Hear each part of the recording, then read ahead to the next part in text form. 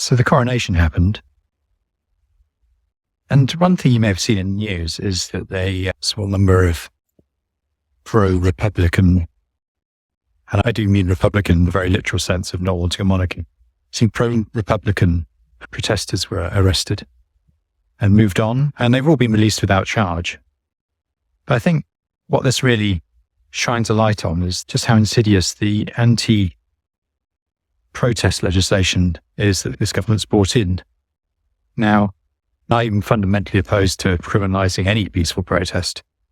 But the excuse they gave, which did win some people over, was that there are too many disruptive people sitting in roads and knocking themselves onto things and being difficult to remove, and that was a massive inconvenience. And that's what they pitched as the reason why they wanted to bring this legislation in. But of course, what's happened, as always happens when you give the police these powers, is that they've used these to effectively stop people protesting the coronation. Now, they had placards. There was no evidence they wanted anything more disruptive than holding placards. They'd actually asked the police for permission to have the protest and were given the permission. And yet they were arrested and casted away. And people say, oh yeah, but it's fine because they were released without charge. And you know what they were. But their right to protest was effectively removed because they were being held during that time. And being arrested isn't fun. But apart from anything else, the government don't even really need to criminalise the actual act of protest by charging people if they can just arrest them and then release them without charge. Gets around some of the awkwardness of having to go to court to prove anything, doesn't it? But because police can arrest people for these, I guess not going to say crimes, can arrest people for having disrupted protest, they do. Now, this has obviously been used to silence an inconvenient protest. Doesn't actually break any of the laws that the Tories have brought in. But somewhat more worryingly, even if you don't agree with the Republicans, it was used to arrest handing out rape alarms. Now, these are community volunteers working with the local borough, handing out rape alarms which the police claimed could have been used to startle the horses or something. Now, they weren't, obviously, and there was no evidence that they were being planned to be used that way. So it doesn't help those people who got arrested, people who are doing good work. It's just a slippery slope into authoritarianism.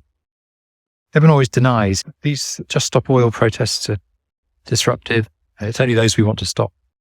As soon as you give the police the powers to stop a protest, they will. They'll stop pretty much any protest.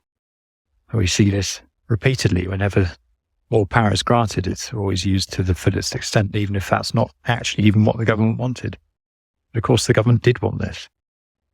It's like the laws stopping single-person protests in Parliament Square, which were literally brought in just to stop one man having his anti-Brexit protest. And of course, now the police have any power they like to stop any single-person protest. So if you're standing outside Parliament demanding action for, let's say, somebody who's wrongfully deported and then was killed abroad or something awful, you wouldn't be allowed to do that anymore because the government had some vindictive reason to bring that legislation in because it was inconvenient for them to be reminded how inept Brexit was.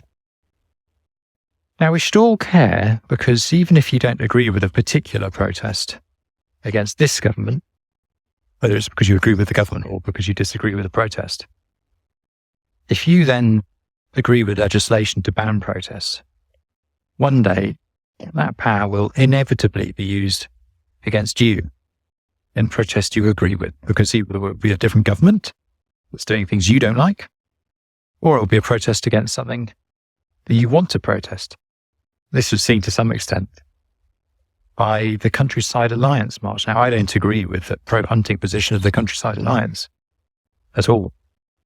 But the people who were on that march getting bashed on the head by policemen were exactly the sort of people who would have supported those actions against most protesters. Largely, I'm generalising, but a lot of those people on that march would have been exactly the sort of people who would typically approve of such measures, giving the police those powers. So this is what happens. You support something because you disagree with the protesters in that case. And lo and behold, it's used against you.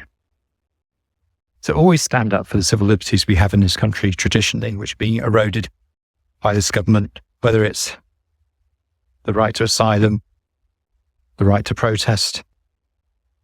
These things are fundamental, and you have to stand up for them even to people you disagree with.